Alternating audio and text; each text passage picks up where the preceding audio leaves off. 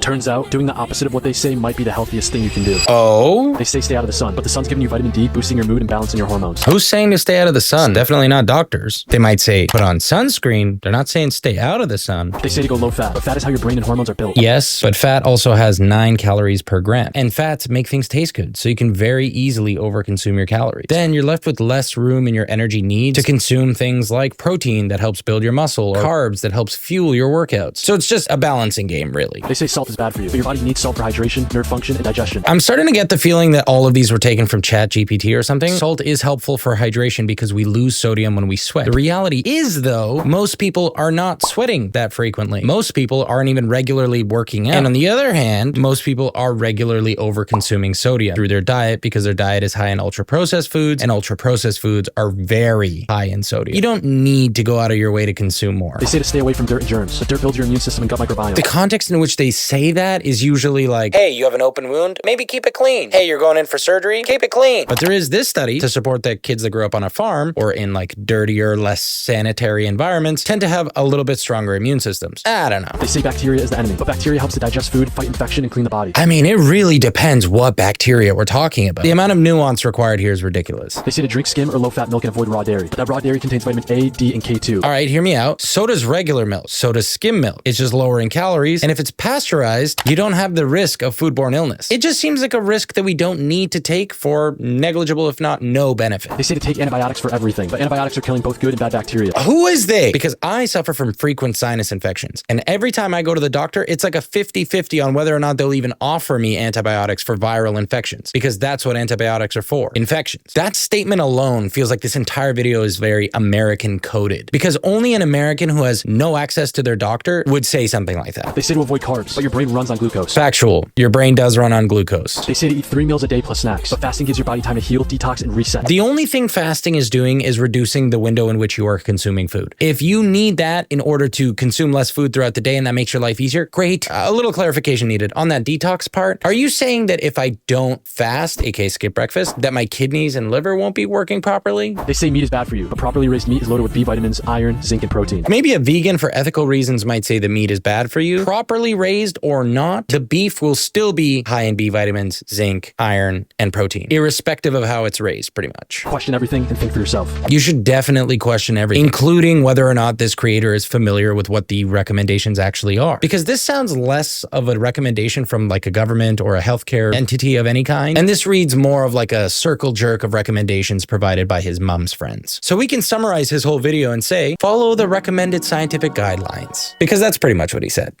right?